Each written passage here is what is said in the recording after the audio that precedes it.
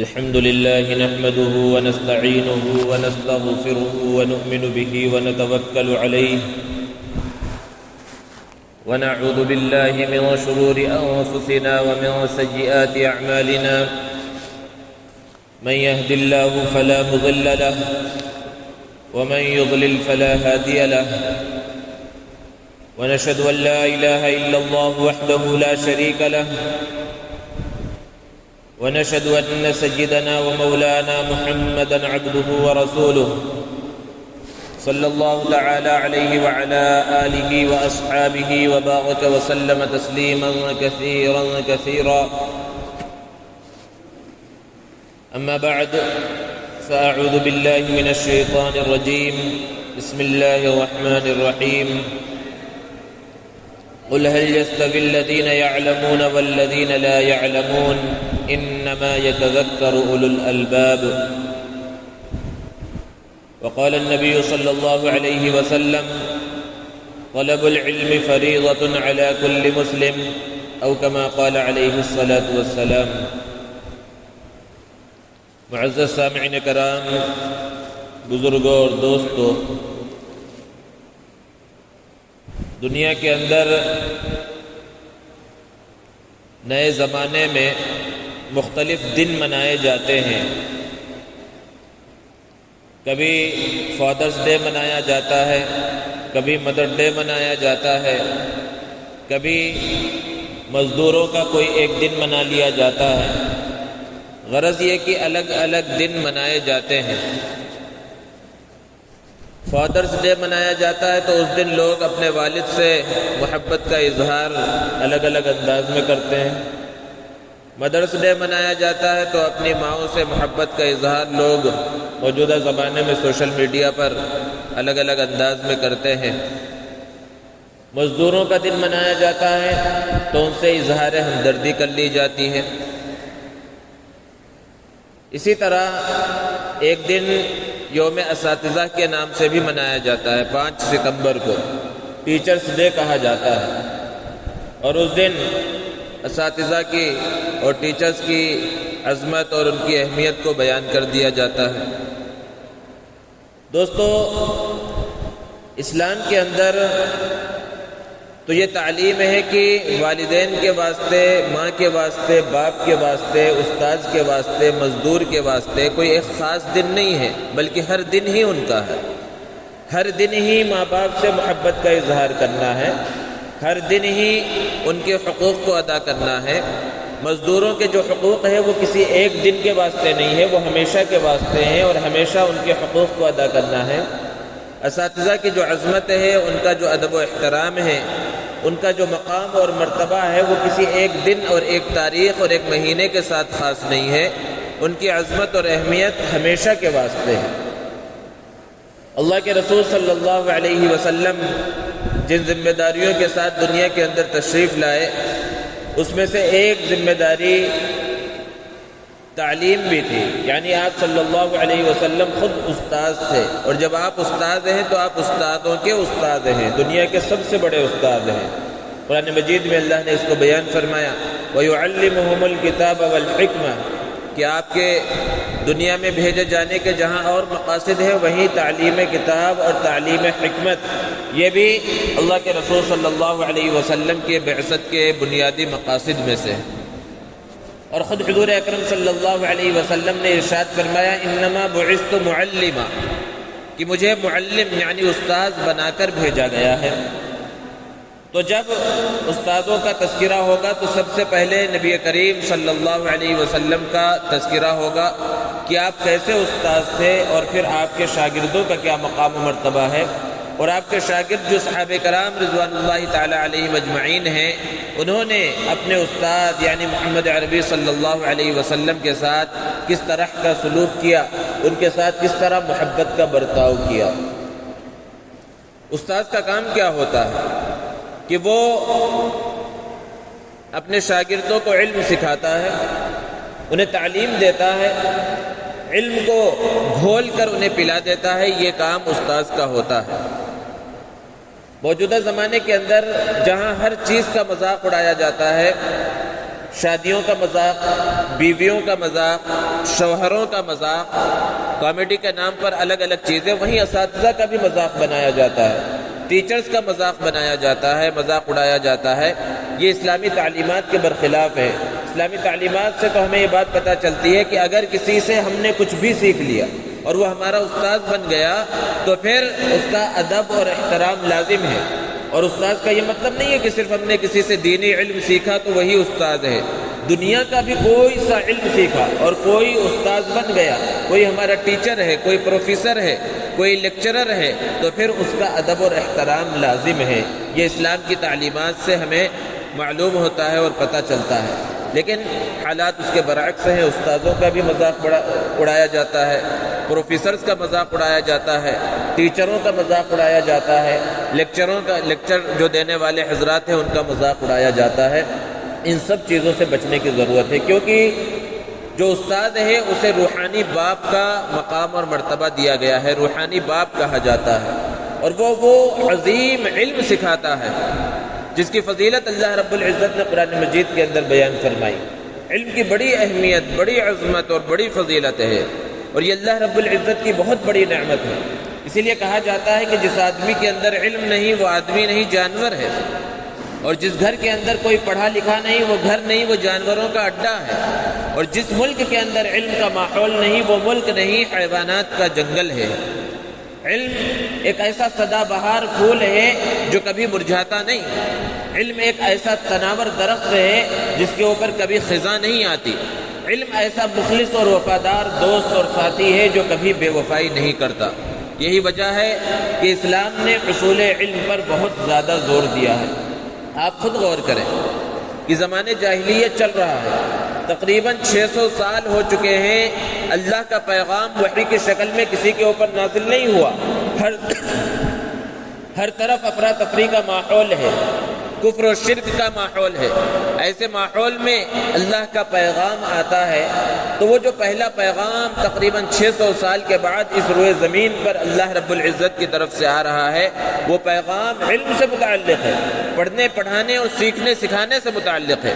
حالانکہ اس زمانے کے حالات کے اعتبار سے کفر کی مذمت کا حکم ہو سکتا تھا، شرک کی مذمت کا حکم ہو سکتا تھا، توحید کی اہمیت کا حکم ہو سکتا تھا، رسالت کی اہمیت کا حکم ہو سکتا تھا، اعبد اللہ، اذکر اللہ، اشکر اللہ کا حکم ہو سکتا تھا۔ لیکن جو قرآن پڑھتے ہیں وہ جانتے ہیں کہ تقریباً 600 سال کے بعد جب اللہ نے انسانیت کو پکارا اور انسانوں کو مخاطب کیا اور اللہ کا پیغام 600 سال کے بعد نازل ہوا اس زمانے جاہلیت کے اندر، تو وہ پہلا حکم پڑھنے پڑھانے، لکھنے لکھانے، سیکھنے سکھانے سے متعلق ہے۔ اور حضرت جبرائیل علیہ السلام ہمارے اور آپ کے آقا محمد عربی صلی اللہ علیہ وسلم کے پاس تشریف لاتے اور کہتے اقرأ بسم ربک الذی خلق، پڑھیے اس پروردگار کے نام سے جو خالق ہے۔ اس سے علم کی اہمیت اور عظمت کا پتہ چلتا ہے۔ اللہ رب العزت نے اس کائنات کے اندر جو سب سے پہلی چیز پیدا فرمائی وہ قلم ہے، اور قلم کیا ہے؟ علم کو سیکھنے کا ایک ذریعہ ہے، ایک آلہ ہے۔ اور جب قلم کو پیدا فرمایا تو کہا لکھ ڈال، اسے حکم دیا۔ قلم نے پوچھا پروردگار کیا لکھوں؟ اللہ کی طرف سے حکم آیا کہ شروع سے لے کر آخر تک کی تقدیروں کو لکھ ڈال، جو کچھ ہونے والا ہے اس کو لکھ ڈال۔ اس سے بھی علم کی اہمیت اور عظمت کا پتہ چلتا ہے۔ انسانوں کے مقابلے میں فرشتوں کی جو عظمت اور ان کا جو مقام و مرتبہ ہے، ہر انسان، ہر مسلمان جانتا ہے کہ فرشتے معصوم ہونے کے باوجود، ان سے کوئی گناہ صادر نہیں ہوتا، ان سب کے باوجود ان کو وہ مقام، وہ مرتبہ نہیں دیا گیا جو مقام و مرتبہ انسانوں کو دیا گیا ہے، فرشتوں سے بڑھ کر مقام و مرتبہ۔ اسی لیے انسان مسجود ملائکہ ہے کہ حضرت آدم علیہ السلام کے سامنے فرشتوں نے سجدہ کیا، اور فرشتوں کے اوپر بڑا مقام و مرتبہ اللہ رب العزت نے انسانوں کو کیوں دیا؟ وہ علم ہے، بنیاد۔ اللہ رب العزت نے قرآن مجید کے اندر بیان فرمایا وَعَلَّمَ آدم الْأَسْمَاءَ کہ حضرت آدم علیہ السلام کو چیزوں کے نام اور ان کی خصوصیت اللہ رب العزت نے سکھلائی، اور وہ چیز فرشتوں کو معلوم نہیں تھی۔ تو علم کی بنیاد پر اللہ رب العزت نے انسانوں کو مقام و مرتبہ عطا فرمایا۔ اللہ کا خوف، اللہ کی خشیت کی بنیادی چیز ہے، لیکن قرآن مجید میں اللہ رب العزت نے بیان فرمایا کہ اللہ کا حقیقی خوف اور حقیقی ڈر انہی دلوں کے اندر پیدا ہو سکتا ہے جو دل علم کے نور سے منور ہوں۔ اللہ رب العزت نے فرمایا انما یخشی اللہ من عبادہ العلماء، کہ اللہ سے وہی لوگ ڈرتے ہیں جو اہل علم ہیں۔ ان سب آیات سے اور ان سب احکامات سے علم کی اہمیت کا پتہ چلتا ہے۔ اور ایک جگہ پر اللہ رب العزت نے بیان فرمایا قل هل يستوي الذين يعلمون والذين لا يعلمون، کہ سوال کیجئے، پوچھ لیجئے، کہہ دیجئے کہ جو اہل علم ہیں اور جو پڑھنا لکھنا نہیں جانتے کیا وہ برابر ہو سکتے ہیں؟ پھر آگے اللہ رب العزت نے خود بیان فرمایا انما يتذکر اولو الالباب، کہ جو عقل مند ہے وہ اس بات کو سمجھتے ہیں کہ اہل علم اور غیر اہل علم، پڑھا لکھا اور ان پڑھ کبھی بھی برابر نہیں ہو سکتے۔ تو یہ علم کا مقام و مرتبہ ہے۔ اور علم ہے کیا؟ علم کی دو قسمیں ہیں، ایک ہے علم نافع اور ایک ہے علم غیر نافع۔ علم نافع کا مطلب نفع پہنچانے والا علم، اور علم غیر نافع کا مطلب نفع نہ پہنچانے والا علم۔ اللہ کے رسول صلی اللہ علیہ وسلم اس روئے زمین پر سب سے بڑے عالم ہیں، اس کے باوجود اللہ کے رسول صلی اللہ علیہ وسلم کا حال کیا ہے؟ آپ صلی اللہ علیہ وسلم کی دعاؤں میں یہ دعا ہمیں ملتی ہے۔ آپ صلی اللہ علیہ وسلم یہ دعا فرمایا کرتے تھے رب زدنی علما۔ قرآن مجید کے اندر اللہ رب العزت نے بیان فرمایا کہ اے میرے پروردگار ہمارے علم کے اندر اضافہ فرما۔ تو علم کی کوئی انتہا نہیں ہے، انسان سیکھتا چلا جائے اور علم کا جو سمندر ہے وہ خالی نہیں ہوگا، وہ اس کو سیکھتا ہی رہے گا۔ اللہ کے رسول صلی اللہ علیہ وسلم یہ دعا فرماتے تھے اللہم انی اعوذ بک من علم لا ینفع، کہ اللہ میں ایسے علم سے پناہ چاہتا ہوں جو نفع نہ پہنچائے۔ اور دوسری دعا یہ ہے اللہم انی اسألک علما نافعا، کہ اللہ میں نفع پہنچانے والے علم کا سوال کرتا ہوں، نفع پہنچانے والا علم مانگتا ہوں۔ تو اصل علم وہی ہے جو نفع پہنچائے۔ اب جو دینی علوم ہیں، قرآن کا علم ہے، حدیث کا علم ہے، وہ دنیا میں بھی انسان کو نفع پہنچاتا ہے اور آخرت میں بھی نفع پہنچانے والا علم ہے۔ جو دنیاوی علوم ہے وہ بھی نافع ہیں، وہ دنیا کے اندر نفع پہنچاتے ہیں، اور اگر اس کو صحیح انداز میں استعمال کیا جائے، صحیح انداز میں حاصل کیا جائے اور علم کے صحیح تقاضوں کو، دنیاوی علم کے صحیح تقاضوں کو پورا کیا جائے تو وہ دنیاوی علم آخرت میں بھی فائدہ پہنچاتا ہے۔ دنیا کے ضروریات دنیاوی علم سے پورے ہوتے ہیں۔ ایک غلط فہمی لوگوں کے ذہنوں میں بٹھا دی گئی ہے کہ اسلام دنیاوی علوم کا مخالف ہے، اور علماء، خطباء، ائمہ جب بھی علم کی اہمیت اور عظمت بیان کرتے ہیں تو وہ اس سے صرف اور صرف دنیاوی علوم کی اہمیت اور عظمت کو جو ہے دور چھوڑ کر صرف دینی علوم کی عظمت اور اہمیت کو بیان کرتے ہیں، حالانکہ ایسا نہیں ہے۔ جہاں دینی علوم کی اہمیت اور عظمت ہے اور اس کو ضرور حاصل کرنا چاہیے، اسی طرح دنیاوی علوم کی اہمیت اور عظمت بھی ہے، اس کو بھی حاصل کرنا چاہیے۔ لیکن آج ہمارا حال کیا ہے کہ جگہ جگہ پر، اور وہ اس قوم میں ہونے کے باوجود جس قوم کو پہلا حکم ہی علم کا دیا گیا، پڑھنے پڑھانے کا دیا گیا، مسلمان علم کے میدان میں بالکل پیچھے چلے جا رہے ہیں۔ دینی علوم میں تو پیچھے ہی ہیں، دنیاوی علوم کے اندر دیکھیے کہ مسلمانوں کا حال کیا ہے، کہ جو سروے ہے، جو رپورٹ ہے، اس سے پتہ چلتا ہے کہ جو مسلمان قوم ہے وہ تعلیم کے میدان میں سب سے پیچھے ہے۔ اور جب تعلیم کے میدان میں پیچھے ہیں تو پھر ہر شعبے کے اندر وہ پیچھے چلے جاتے ہیں۔ جو سرکاری شعبے ہیں وہاں پر ان کی نوکریاں نہیں ہوتی، جو ذمہ داریاں، بڑی ذمہ داریاں ملنی چاہیے مسلمانوں کو، وہ ذمہ داریاں نہیں ہیں، اور وہاں پر جو ہے غیر قابض ہیں اور وہاں جیسے چاہے وہ فیصلے کر رہے ہیں۔ اور اس کی بنیادی وجہ کیا ہے؟ علم کے اندر ہمارے نوجوانوں کا پیچھے رہنا۔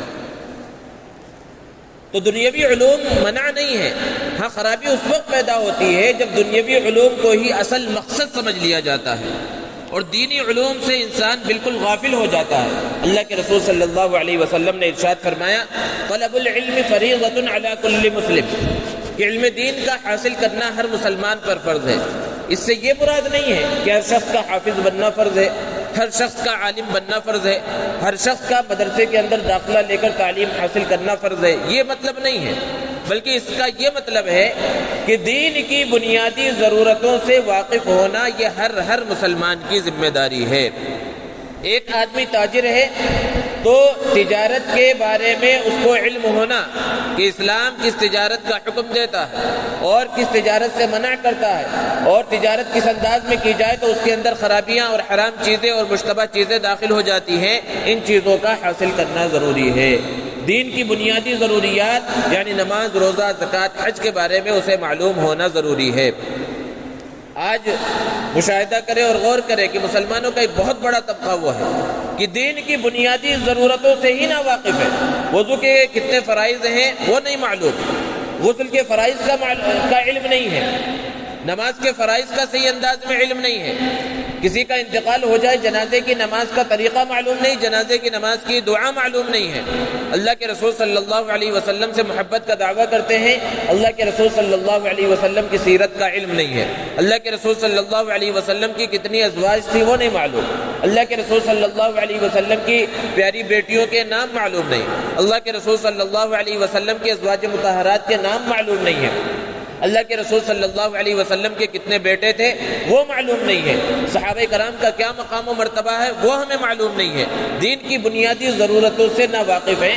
اس کو اللہ کے رسول صلی اللہ علیہ وسلم نے بیان فرمایا کہ طلب العلم فریضۃ علی کل مسلم. یہ صرف ایک عالم کی اور ایک حافظ کی اور ایک مدرسے میں پڑھنے والی کی ذمہ داری نہیں، یہ ہر مسلمان کی، ہر فرد کی ذمہ داری ہے کہ وہ دین کی بنیادی ضرورتوں سے واقف ہو، اور اس کے لیے جو طریقہ ہو سکتا ہے اس طریقوں کی اختیار کیا جائے. اس کے لیے مدرسے کے اندر داخلہ لینا ضروری نہیں ہے.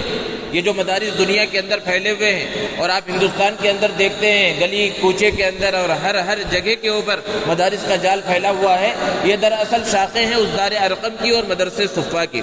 اللہ کے رسول صلی اللہ علیہ وسلم نے جب دین کا پیغام مکہ المکرمہ کے اندر دینا شروع کیا، ابتدا میں چھپ کر لوگوں کو پیغام پہنچایا، لوگ دشمن بنتے چلے گئے، تو وہ دار ارقم حضرت ارقم کا گھر تھا، وہ پہلا مکتب ہے اور پہلا مدرسہ ہے، وہاں 40 45 اور 50 کی تعداد میں لوگ جمع ہوتے اور اللہ کے رسول صلی اللہ علیہ وسلم سے علم حاصل کرتے تھے. وہ اللہ کے رسول صلی اللہ علیہ وسلم معلم ہوتے، اللہ کے رسول صلی اللہ علیہ وسلم استاد ہوتے اور صحابہ وہاں پر شاگرد ہوتے.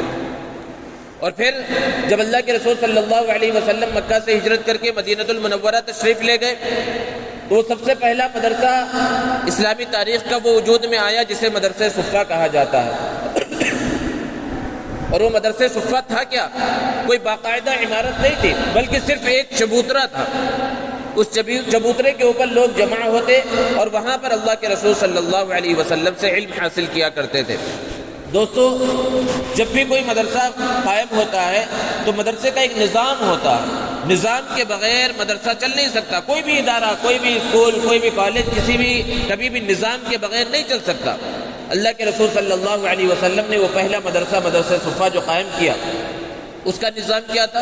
اور نظام کے اندر سب سے بنیادی چیز ہوتی ہے اوقات کی. مدرسوں کے اوقات ہوتے ہیں کہ صبح 8 بجے سے 8:30 سے 9 بجے سے اتنے بجے تک، پھر اتنے بجے سے اتنے بجے تک. یہ اسکولوں کے اور مدرسوں کے اوقات ہوتے ہیں.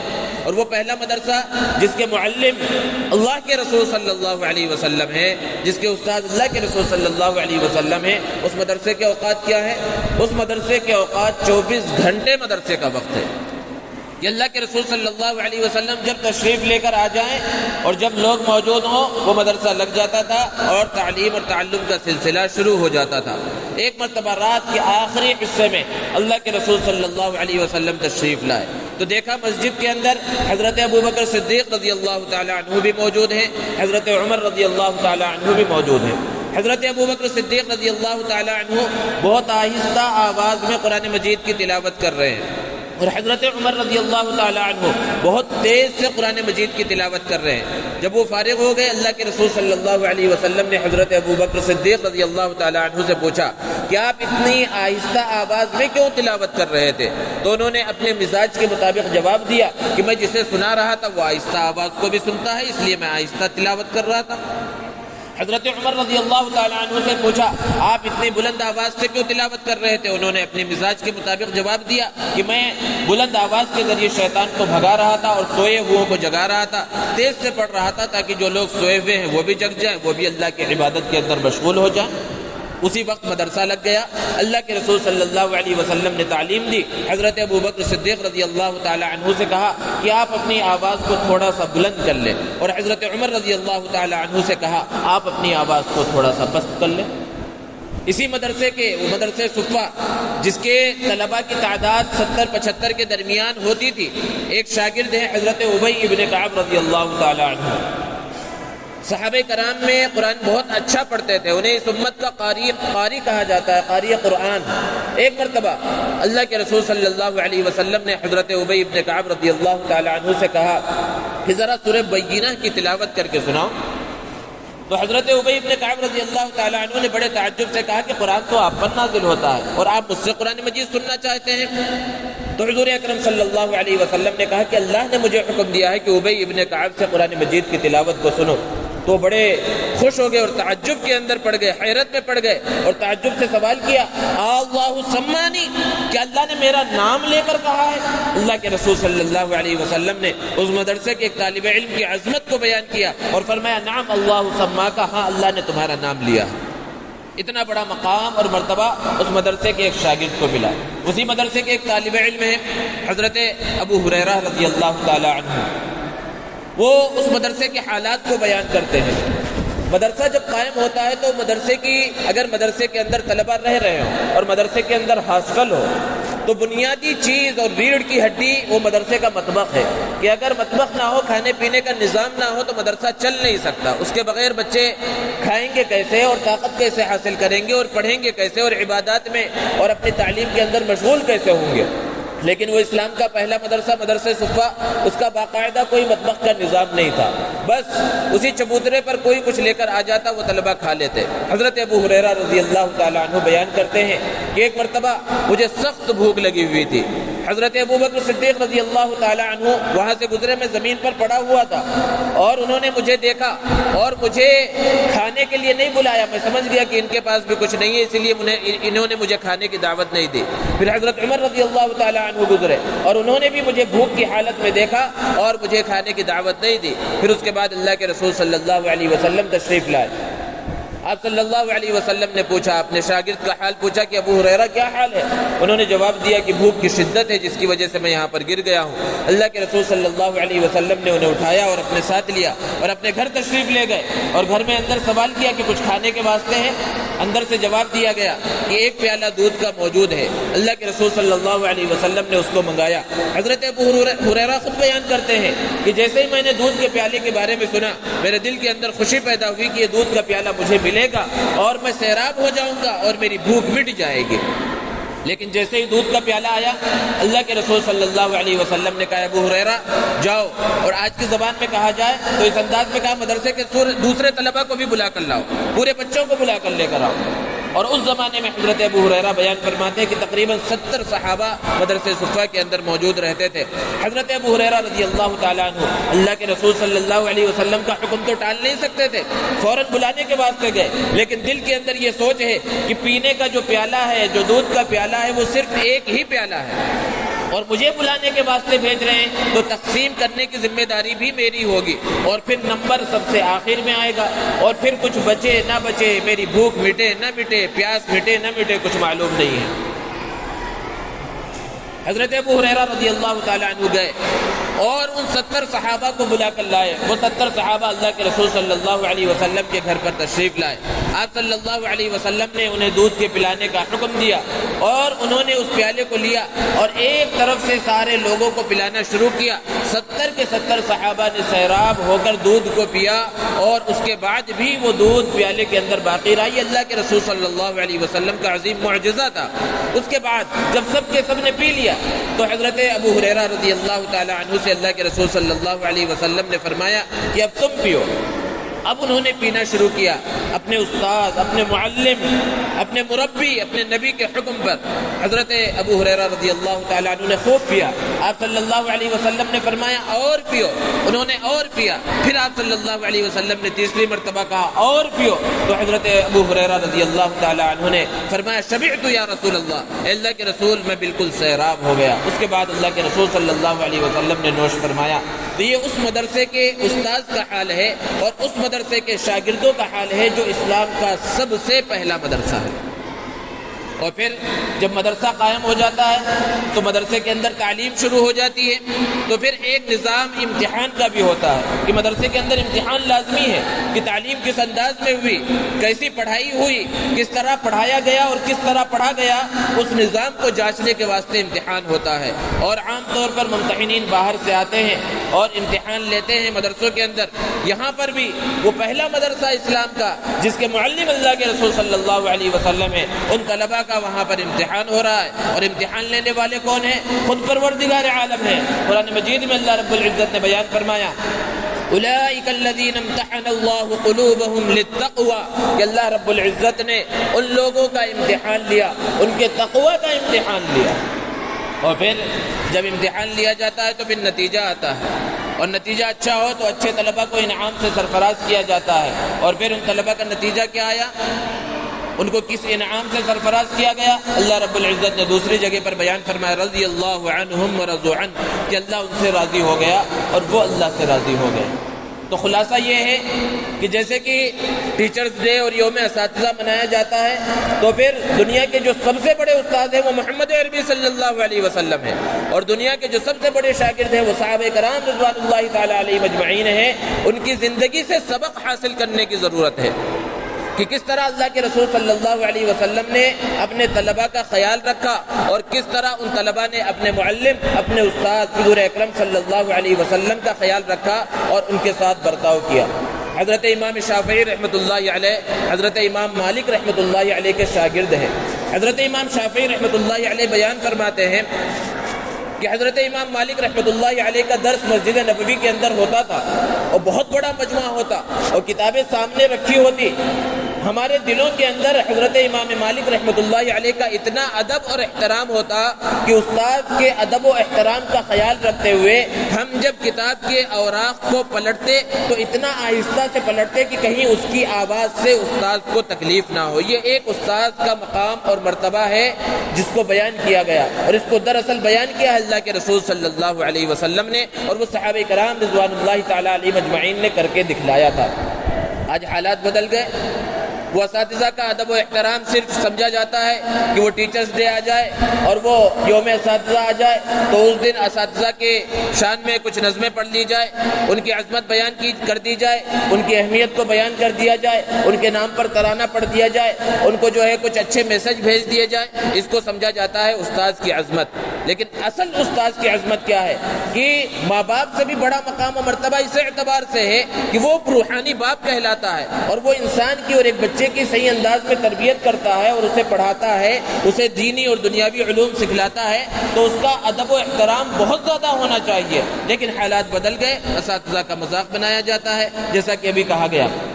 تو اس لیے ضرورت اس بات کی ہے کہ علم کی اہمیت کو سمجھا جائے، استاد کی اہمیت کو سمجھا جائے، اور جو پڑھنے والے ہیں ان کے مقام اور مرتبے کو بھی سمجھا جائے. یہ پوری دنیا کے اندر اور خاص طور پر ہندوستان کے اندر جو مدارس اسلامیہ پھیلے ہوئے ہیں، یہ اسی مدرسے صفا اور وہ دار ارقم جو مکتب تھا اس کی شاخیں ہیں. اور یہ جو مدرسے چلتے ہیں یہ کون چلا رہا؟ یہ سب چلانے والے یہی عام مسلمان ہیں، یہی مسلمان چلانے والے ہیں، اور انہی کے چندوں سے اور انہی کی خیر خواہی سے اور انہی کے پیسوں سے یہ مدرسے چلتے ہیں. ہر مسلمان کی ذمہ داری ہے کہ وہ ان مدرسوں کی عظمت اور اہمیت کو سمجھے اور ان کے ساتھ خیر خواہی کا سلوک کرے. لیکن حالات کچھ بدل گئے، اور اس انداز میں بدلے کہ بہت سے لوگ ایسے ہیں، ایک مسلمانوں کا ایک بہت بڑا طبقہ ایسا ہے کہ وہ کوئی موقع جانے نہیں دیتا جب مدارس کو، مساجد کو، اہل مدارس کو، اہل مساجد کو ان کی کردار کشی کا کوئی موقع مل جائے، ان کی عزت اچھالنے کا کوئی موقع مل جائے، یا بغیر کسی موقع کے جس طرح چاہے اس طرح ان کی عزت کو اچھالا جاتا ہے اور ان کی برائیاں بیان کی جاتی ہے، مدرسوں کے خلاف لکھا اور بولا جاتا ہے. حالانکہ یہی مدرسے ہیں جہاں سے قال اللہ اور قال الرسول کی صدائیں گونجتی ہیں، اور معصوم بچے اور چھوٹے چھوٹے بچے قرآن مجید کو اپنے سینوں کے اندر محفوظ کرتے ہیں، اور وہ قال اللہ اور قال الرسول کی صدائیں ہر جگہ پر گونجنے لگتی ہیں. تو یہ ہم سب کی ذمہ داری ہے، ہر فرد کی ذمہ داری ہے. بعض علماء نے لکھا ہے کہ مولویوں کا جو طبقہ ہے، علماء کا طبقہ، یہ دراصل ملامتی طبقہ ہے، اور اس کی تفصیل کو بیان کیا. ملامتی طبقے کا مطلب کیا ہے؟ یہ کچھ بھی کریں، کسی بھی انداز میں زندگی گزاریں، لوگوں کے اعتراض ختم نہیں ہوتے. اگر کوئی عالم ایسا ہے، کوئی استاد ایسا ہے، کوئی امام ایسا ہے کہ وہ اپنے مدرسے کے اندر موجود ہے، اپنی مسجد سے لگا ہوا ہے، باہر کی دنیا کو زیادہ نہیں جانتا، باہر کی دنیا میں زیادہ نہیں نکلتا، لوگوں سے زیادہ ملاقات وغیرہ نہیں کرتا دنیا کے سلسلے میں، اپنے کام سے کام رکھ رہا ہے، مسجد سے مدرسہ، مدرسے سے مسجد، تو اس کے بارے میں لوگوں کا اعتراض یہ ہے کہ اس کو تو مسجد کے گنبد کی پڑی ہوئی ہے، اس کو دنیا کی اور دنیا کے بارے میں کچھ فکر نہیں ہے، دنیا دیکھو چاند پر پہنچ گئی اور یہ مسجد کی چٹائیوں میں اور مدرسے کی بوریوں کے اوپر بیٹھے ہوئے ہیں۔ ایک صاحب نے کسی کے سامنے چند طلبہ بیٹھے ہوئے تھے اور اسی طرح کا اعتراض کیا کہ بھئی دنیا تو چاند پر بیٹھ گئی اور تم یہاں بیٹھ کر کتابیں پلٹ رہے ہو اور ابھی جو ہے اسی چیز کے اندر لگے ہوئے ہو۔ تو وہاں پر بہت اچھا جواب دیا کہ ایک طبقہ وہ ہے جو دنیا کے اعتبار سے انہوں نے بہت ترقی کی اور اتنی ترقی کی کہا گیا کہ چاند تک بھی پہنچ گئے، پہنچے نہ پہنچے وہ تو اللہ جانتا ہے، لیکن کہا جاتا ہے کہ دنیا میں اتنی ترقی کی وہ چاند پر پہنچ گئے۔ تو بہرحال دنیا کے اعتبار سے ترقی یہ بھی اچھی چیز ہے۔ اور ایک طبقہ وہ ہے جنہوں نے دین کے اعتبار سے ترقی کی کہ یہاں پر ہم بیٹھے ہوئے ہیں اور ہم نے یہ تعلیم حاصل کی، قرآن مجید کو سیکھا، قرآن مجید کو پڑھا، احادیث مبارکہ کو سیکھا اور پڑھا، اور دین کے اندر ہم نے درک حاصل کیا اور دین کے علوم کے اندر ہم نے جو ہے صلاحیت اپنی بنائی۔ تو ایک طبقہ یہ ہو گیا جو دین کے اعتبار سے آگے بڑھا، دوسرا طبقہ وہ ہے جو دنیا کے اعتبار سے آگے بڑھا، اور ایک طبقہ وہ آپ جیسے لوگوں کا ہے جس نے اعتراض کیا تھا اس کی طرف اشارہ کر کے کہ دنیا میں ترقی کر کے نہ تو آپ چاند تک پہنچے اور نہ دین تک ترقی کر کے آپ قرآن اور حدیث تک پہنچے، تو آپ تو بالکل بیکار ہیں۔ کم سے کم ان لوگوں میں شامل ہوتے جو دنیا میں ترقی کی، یا ان لوگوں کے اندر شامل ہوتے جنہوں نے دین کے اعتبار سے ترقی کی۔